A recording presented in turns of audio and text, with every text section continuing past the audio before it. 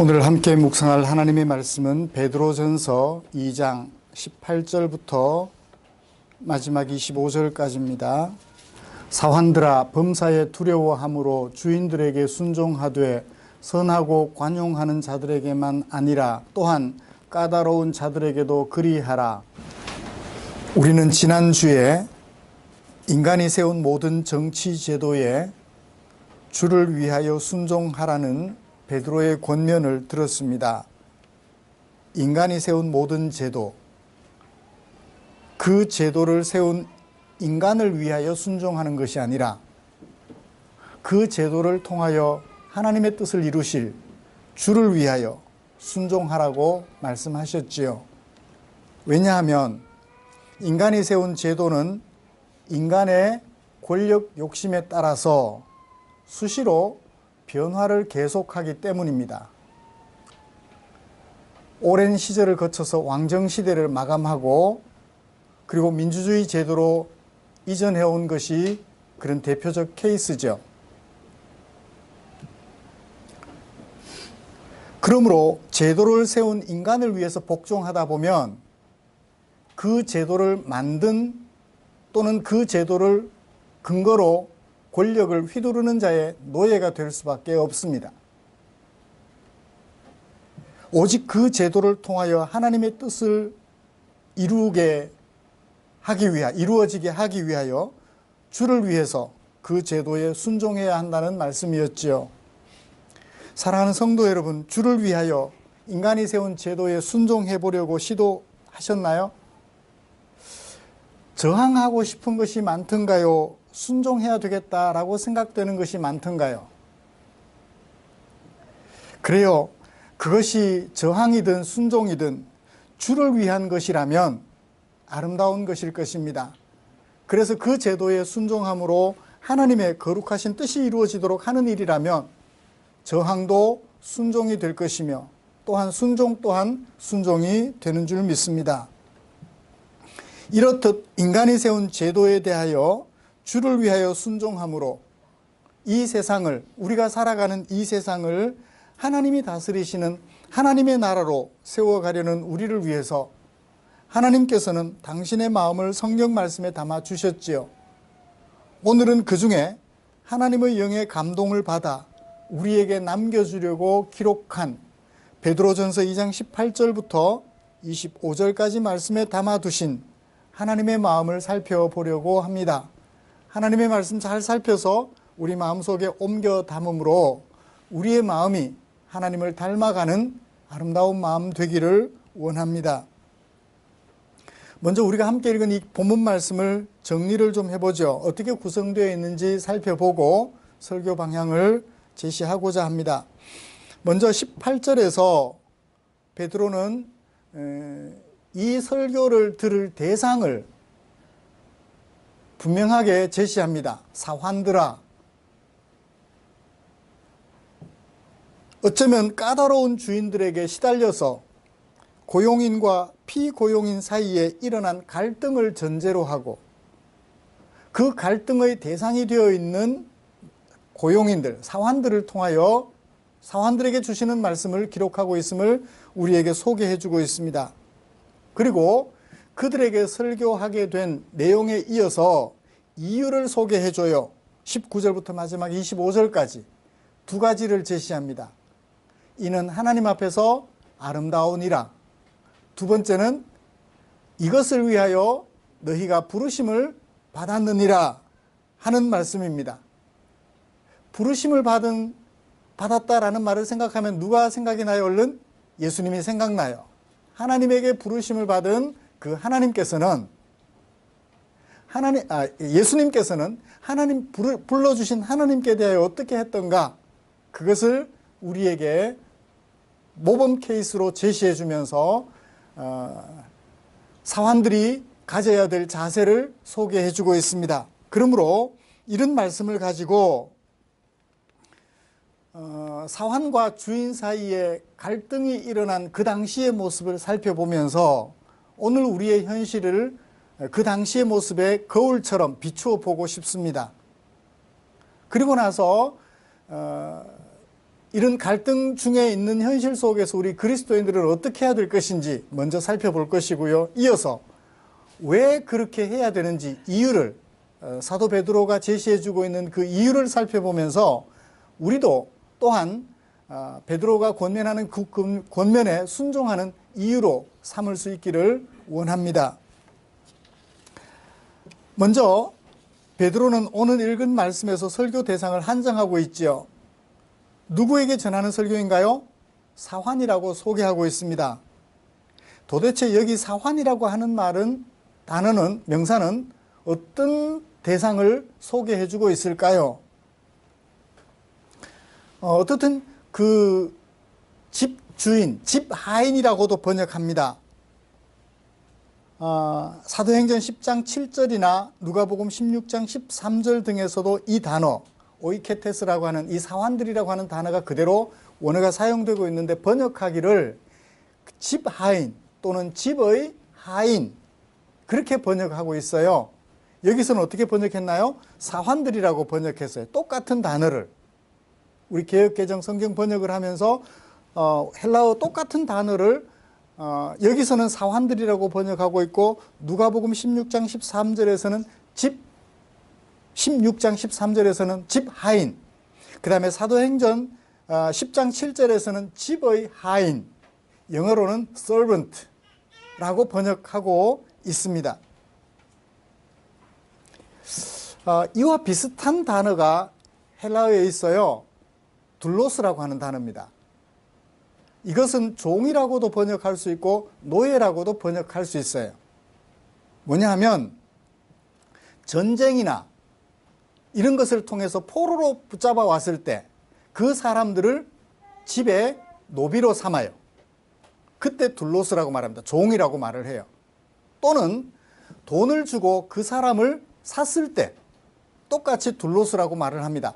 전쟁을 통하여 포로로 붙잡아 왔거나 내가 돈을 주고 샀을 때 사용하는 헬라 원어는 둘로스라고 하는 종 또는 노예라고 번역되는 단어예요. 어느 영화에서 그걸 잘 보여주죠? 로마 제국 당시의 노예를. 여러분 그 글래디에이터라는 영화를 혹시 보셨나요? 글래디에이터. 로마 제국의 검투사의 생활을 우리에게 보여주는 마르쿠스 아우렐리우스 황제 때 아들이 코모두스인가요? 있었는데 이 아들이 시원찮아요. 나라를 생각한, 제국을 생각한 마르쿠스 아우렐리우스 황제가 자기 아들에게 왕위를 계승해 주려 하지 않고 자신의 충성스러우며 정말 로마 제국을 걱정하는 훌륭한 신하 막시무스에게, 맞나요? 네, 막시무스에게 왕위를 계승시켜 주려고 해요. 이 사실을 안 아들 코모두스가 막시무스를, 가족을 다 죽이게 해요. 근데 그 가족들은 다 죽었는데 막시무스만 살아남았어요. 나중에 어떻게 되느냐 하면 검투사, 노예로 전락해요. 그래서 노예로 로마 제국에 다시 돌아가서 복수를 꿈꾸며 지내죠. 복수는 성공했는데 결국 자기도 죽는 것으로 영화는 끝이 납니다. 그래요. 한번 죄인으로 판정나거나 또는 전쟁 포로가 되거나 하면 이렇게 노예로 팔려가게 돼요. 사람이 돈으로 거래가 되는 셈이 되는 거죠. 여기서 말하는 사환들은 그런 사람들은 아니에요. 주인 되는 사람과 더불어 일정한 노동을 제공해준 노동의 대가로 돈을 받아서 생활하는 그런 사람들을 사환, 집의 하인, 그 집에 고용돼서 그 집에 일을 해주고 일하는, 돈을 받는 그런 사람을 사환이라고 말하고 있는 것입니다.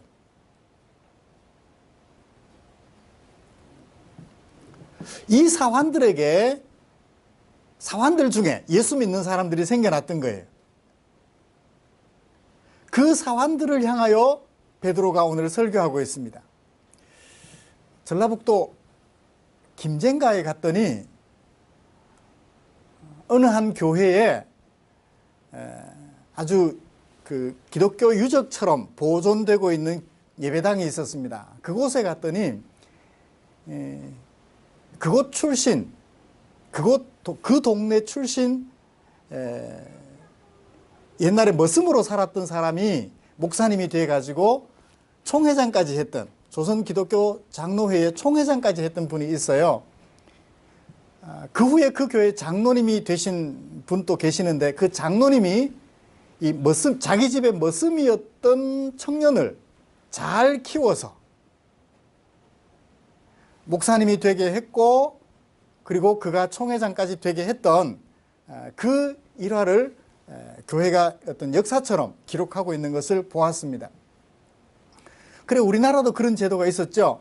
세경이라는 것을 주고 일정 기간 동안 우리 집에 와서 일해주는 그런 머슴 제도라는 것이 있었다면, 이 우리나라의 머슴 제도와 사환 제도가 연관이 있을 줄 압니다.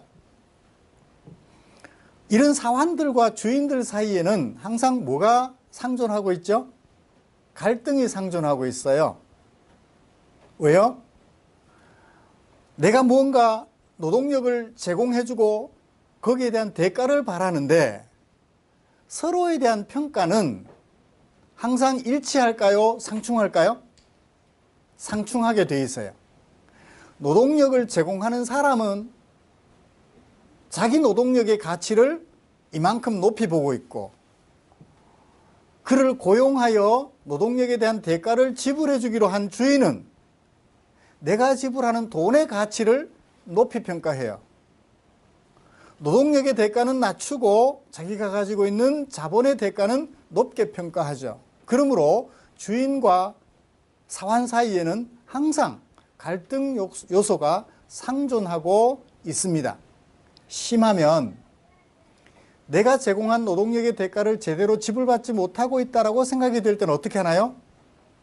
몰래 주인의 것을 자기 주머니에 넣기도 해요. 법적으로 그걸 뭐라고 그래요? 횡령이라고 그러죠. 횡령이에요. 횡령 맞나요? 도둑질이죠. 그리고 자기 자본의 가치를 높이 평가하는 주인은 할 수 있으면 그 대가를 줄여서 지불하려고 해요. 네가 이렇게 일을 해야 되는데 이렇게 못했지 않냐? 어느 날은 아파서 1시간 쉬었지 않느냐? 어느 날은 1시간 일찍 집에 돌아가지 않았느냐? 이런 식으로 평가를 하여서 그 사환이 살아갈 가정 형편, 그것은 고려하지 않고 단지 노동력만을 평가하여 대가를 지불해 주려 함으로써 항상 그 둘 사이에는 갈등이 발생하는 것 같습니다. 그래서 야고보서 같은 데 보면 품삯을 지불해 줘야 되는데 그 품삯을 제대로 지불해 주지 않아요. 한 교회 안에서 노동력으로 그 노동자를 고용한 주인과 주인에게 노동자로 고용된 사환이 한 교회에서 같이 생활하는 거예요. 그런데 주인이 같은 교회 성도인 사환에게 뭐래요? 대가를 잘 지불하지 않는 거예요. 그 둘 사이에 갈등 요소가 있음을 안 목회자는 마음이 어떨까요? 누구 편에 서고 싶어요? 이건 뭐 쓸데없는, 오늘 본문에 나오는 얘기가 아닌데 현실 교회 속에서 그런 일들을 많이 보기 때문입니다. 용산 철거 사건 있었을 때 우리 기억하시죠? 잠시 한쪽으로 좀 빠졌다가 돌아와 봅시다. 그 철거 사건이 있었던 동네에 유력한 사람들이 그 교회 장로님들이에요.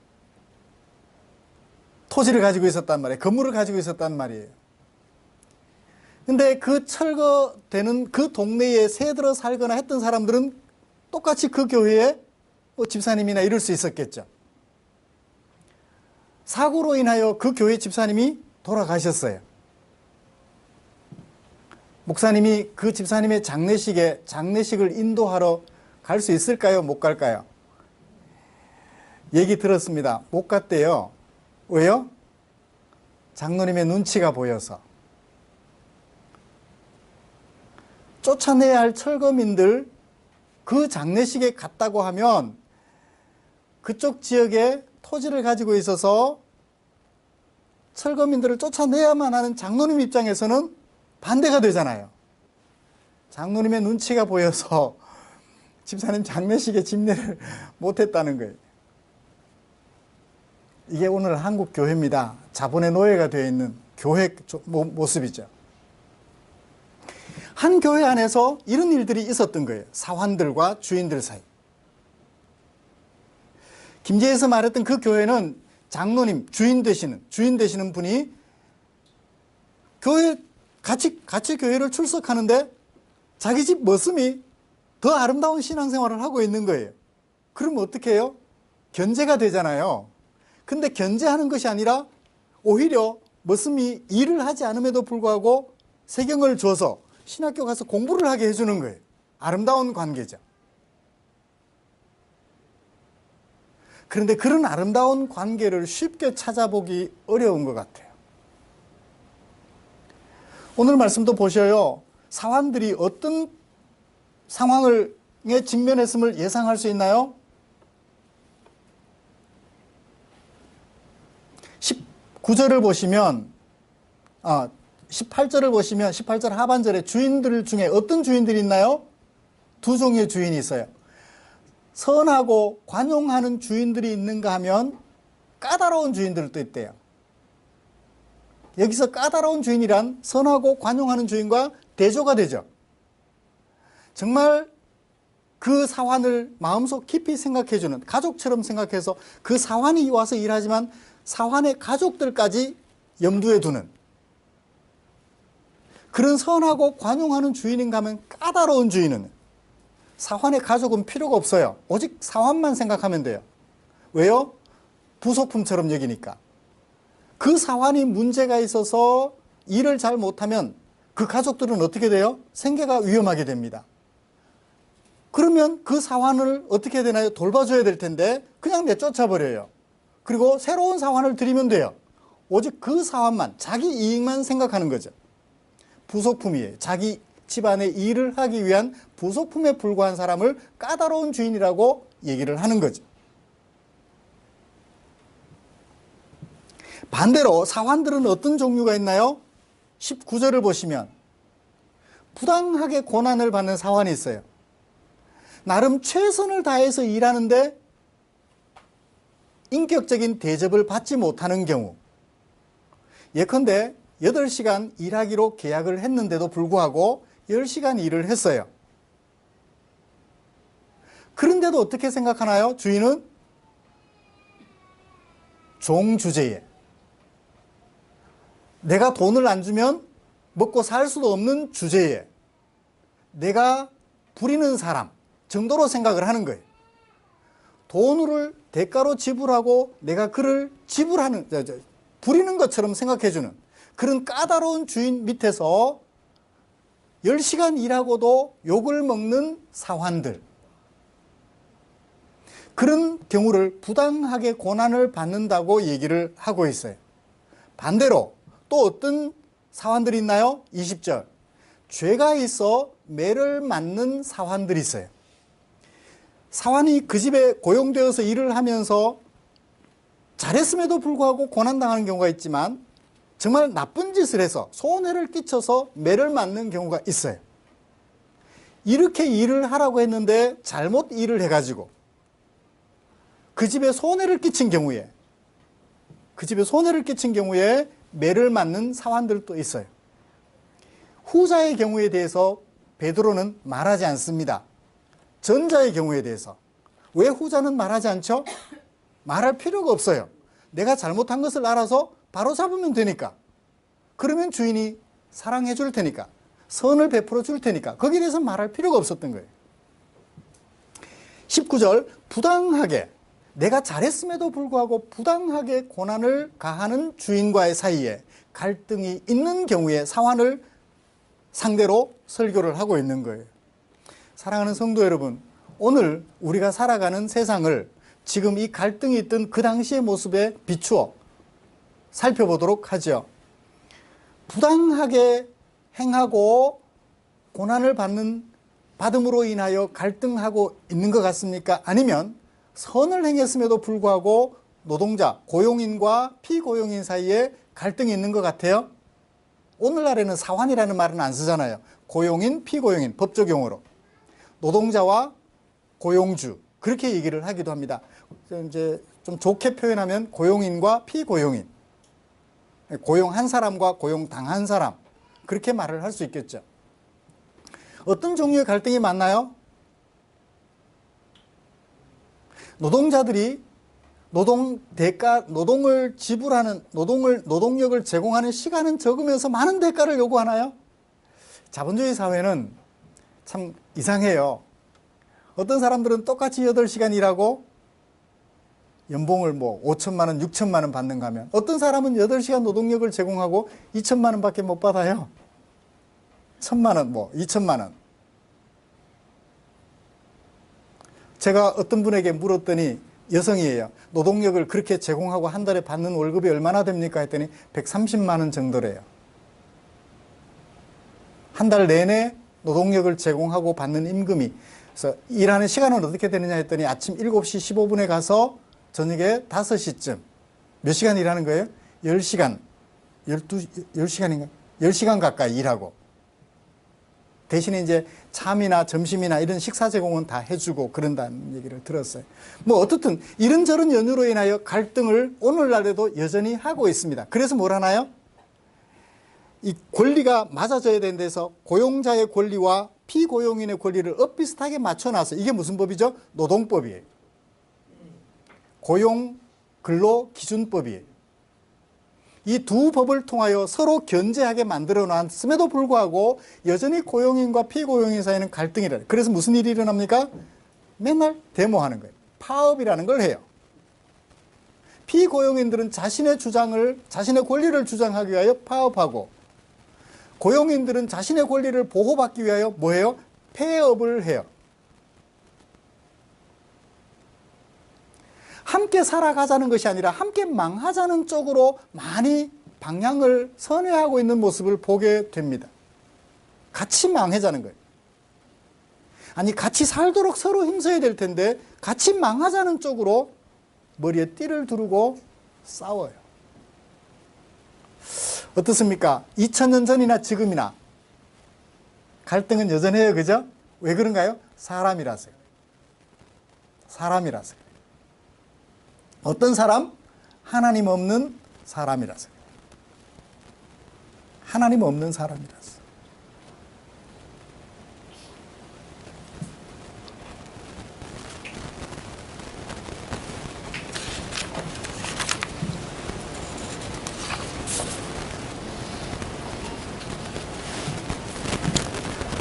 그러니까 현실을 제대로 직시하면 거기에 대한 대책을 찾아낼 수 있겠죠. 자, 이런 사람들에게 베드로는 뭘 권면합니까? 까다롭고 고약한 주인일지라도, 선하고 관용하는 주인일지라도 뭘 하라? 고난당하는 것 때문에 순종하는 것을 뭐 하지 마라? 포기하지 말라는 거예요. 순종하라는 것입니다. 이 말씀을 가지고 고용자와 피고용인 사이에 일어나는 모든 문제에 대한 해결책을 제시하는 말씀이다. 그렇게 생각하시면 안 돼요.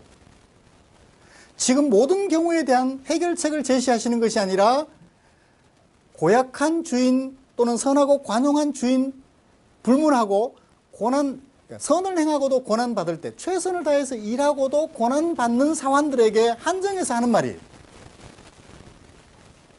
뭐라고 말합니까? 순종하라고 얘기를 해요. 힘들죠?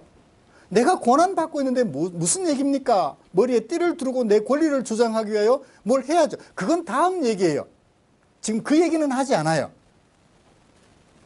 그렇죠? 권리 주장해야 돼요? 안 해야 돼요? 해야죠. 지금 그 얘기는 하지 않는다고. 무슨 이해가 되시죠? 그러니까 하지 않는 얘기까지 추론해서 할 필요는 없어요. 여기서 베드로가 전해주는 말씀에만 우리가 귀를 기울이면 됩니다. 뭐라고 말해요? 억울하게 최선을 다해서 일하고도 고난당할 때, 선을 행하고도 고난당할 때 순종하고, 참고 순종하라고 얘기를 합니다. 쉽지 않지만 순종하라고 얘기를 하니 순종해야 되겠죠? 자, 왜 순종해야 되는지 그 이유를 살펴보면 순종하라고 권면한 목적을 알게 돼요. 자, 첫 번째 이유는 뭐죠? 첫 번째 이유는 뭐죠? 19절. 19절과 20절에서 베드로가 이유를 제시하는데 아주 재미나게 설명합니다. 자, 보세요. 부당하게 고난을 받아도 참으면 뭐하다? 아름답다. 그 다음에 10절 마지막에 선을 행함으로 고난을 받고 참으면 하나님 앞에 아름답다. 마주보고 있죠? 위아래로. 그리고 그 가운데 뭐라고 말하고 있나요?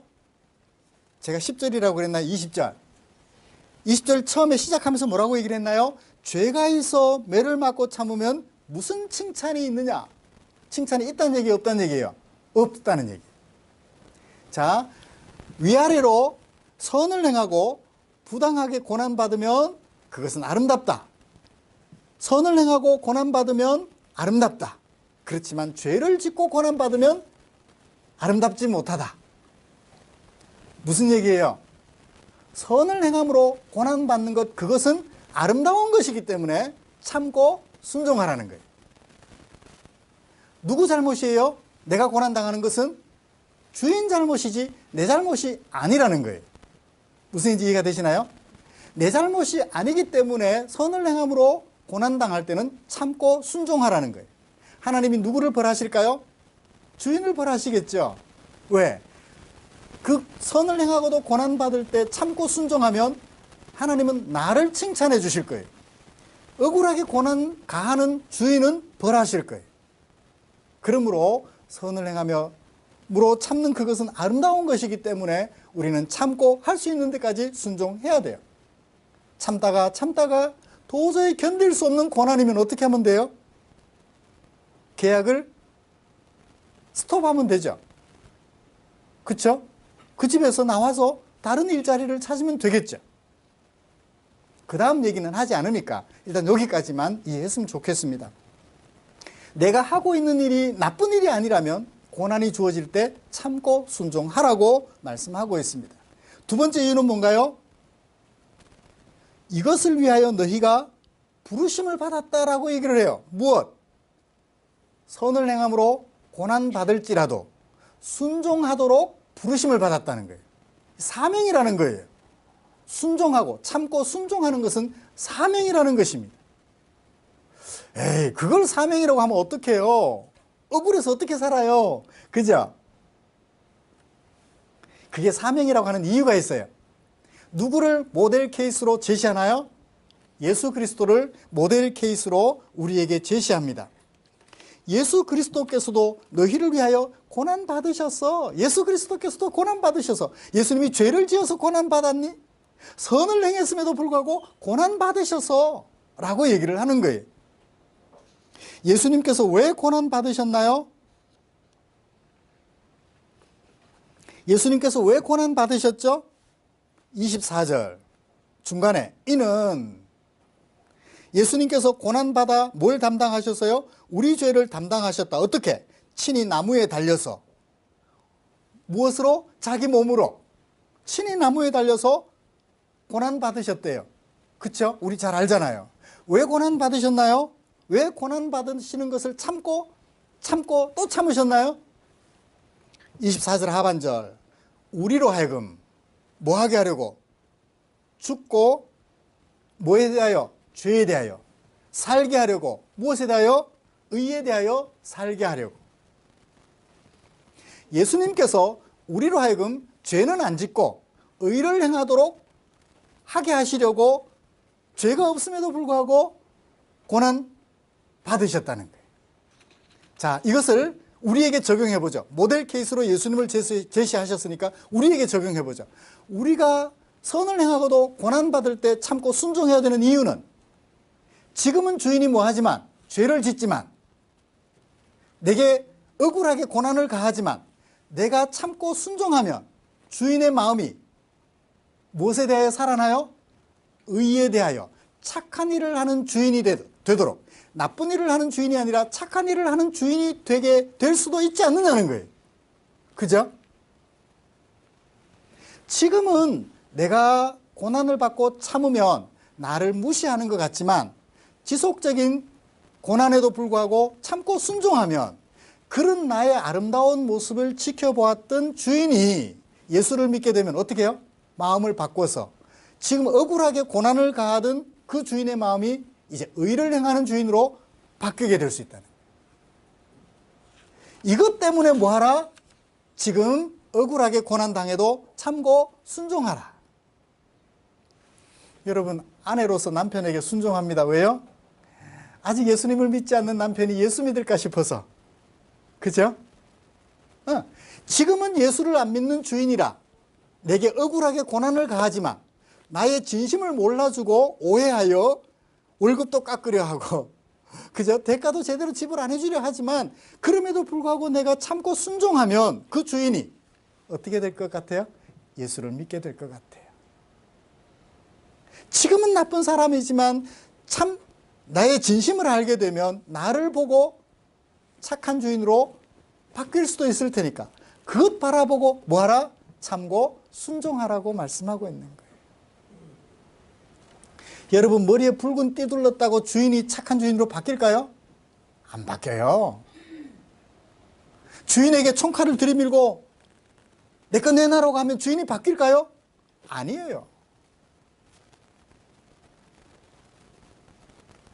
아니에요. 사랑으로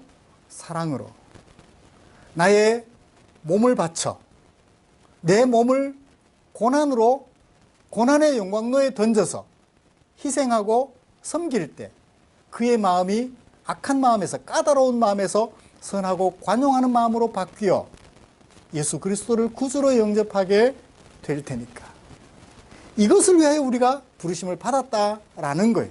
그래서 뭐하라? 참고 순종하라고 말씀하고 있습니다. 말씀을 마치겠습니다. 사랑하는 성도 여러분, 이 사환들이 제도를 개선해서 아름다운 사회 만들어가는, 그건 지금 얘기를 안 해요. 그건 다음 단계고, 지금 현 단계에서는 선을 행함으로 고난을 받을지라도 까다로운 주인이 선하고 관용하는 주인으로 바뀌게 될 것을 기대하는 마음으로 뭐하라? 참고 순종하라고 말씀하고 있습니다. 말씀을 마치겠습니다. 사랑하는 성도 여러분, 오늘날 고용인과 피고용인 사이에 갈등이 많은, 오늘날처럼 갈등이 많고 그 갈등을 표출하는 시대도 많지는 않은 것 같아요. 그럴 때 우리가 어떻게 해야 될까요? 우리를 고용한 고용주들이 까다로운 고용주에서 선하고 관용하는 주인으로 될 것을 기대하는 마음으로 최선을 다해서 고난을 당할지라도 참고 순종하여 아름다운 사회를, 하나님이 다스리는 사회로 만들어가는 저와 여러분들 되시기를 주님의 이름으로 축복합니다. 기도하겠습니다. 저는 고용인으로 일하시는 지체들도 있고 피고용인으로 일하는 지체들도 있습니다. 하나님 아버지, 우리가 서로가 서로를 생각하여 하나님에게 순종함으로써, 서로를 사랑함으로써 아름다운 하나님 나라 공동체, 가정, 일터, 교회로 만들어가는 당신의 종들 되도록 은혜 베풀어 주시옵소서. 특별히 오늘 사환들에게 전해주는 이 말씀을 마음에 새겨봅니다. 까다로운 주인일지라도, 선하고 관용하는 주인일지라도 혼신의 힘을 기울여 착한 일로 순종하면, 선한 일로 순종하면, 그 주인이 바뀌게 될 그날을 고대하는 마음으로 순종하면 그것이 아름답다라고 말씀해 주신 이 말씀을 마음속 깊이 새기게 하여 주시옵소서. 예수님의 이름으로 기도드리옵나이다. 아멘.